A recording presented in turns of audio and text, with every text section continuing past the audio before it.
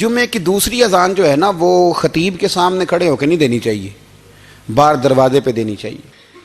اعلیٰ حضرت رحمت اللہ علیہ نا جبل پور چلے گئے، اعلیٰ حضرت سے وہاں کسی نے پوچھا جی جمعے کی دوسری اذان کہاں پڑھنی چاہیے؟ تو اعلیٰ حضرت فرمانے لگے باہر پڑھنی چاہیے۔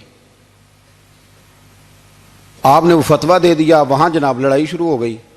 وہاں لوگوں نے کہہ دیا جناب ہمارے ہاں 40 سال سے ہو رہی ہے، کسی نے کہا 35 سال سے۔ اعلیٰ حضرت فرمانے لگے دین تجربے سے نہیں آتا، دین علم سے آتا ہے۔ یعنی 40 سال تجربہ ہو گیا تو اس کا مطلب ہے آپ عالم ہو گئے۔ دین کا تعلق تجربے سے وہ علم سے ہے۔ وہ بحث ہو گئی۔ اعلیٰ حضرت نا انگریز کی عدالت نہیں جاتے تھے، فرماتے تھے عدالت تو وہ ہوتی ہے جہاں عدل ہوتا ہے، آپ اس کو کچہری کہتے تھے، عدالت کہتے ہی نہیں تھے، اور کبھی گئے ہی نہیں تھے۔ انہوں نے مقدمہ کرا دیا اعلیٰ حضرت پہ، پرچہ کٹوا دیا جی مولانا نے فساد کرا دیا۔ اب وہ جج مسلمان تھا، اس نے ریڈ کر لیا۔ وہ جو نائب قاصد نہیں، وہ ادری جس کو کہتے ہیں آوازیں دیتا ہے، فلاں بن فلاں حاضر ہو، وہ اعلیٰ حضرت کا مرید تھا۔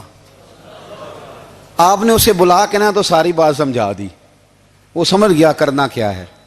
جب باری آئی نا اعلیٰ حضرت کی تو جج صاحب نے کیس پہلے پڑھ لیا تھا کہ یہ مسئلہ ہے، مولانا کہتے ہیں اذان باہر پڑھو، تو کچھ لوگ کہتے ہیں سامنے پڑھنی چاہیے۔ اس نے کہا بھی بلاؤ مولانا رضا علی خان ولد نقی علی خان۔ وہ کہنے لگا کھڑا ہو کے نا جج کے سامنے، کانوں میں دونوں بالکل جج کے آواز دینی تھی نا باہر جا کے، تو جج صاحب کے سامنے جج صاحب کی طرف منہ کر کے کہنے لگا مولانا رضا علی خان ولد نقی علی خان حاضر ہو۔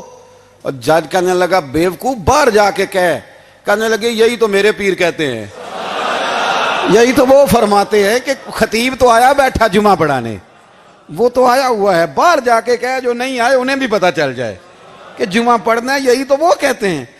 وہ جج کہنے لگا مولانا کو آنے کی ضرورت نہیں، وہ جو بھی کہہ رہے ہیں ٹھیک ہی کہہ رہے ہیں، وہ ٹھیک کہہ رہے ہیں جو بھی کہہ رہے ہیں۔ انہوں نے فکری طور پر لوگوں کی تربیت کی۔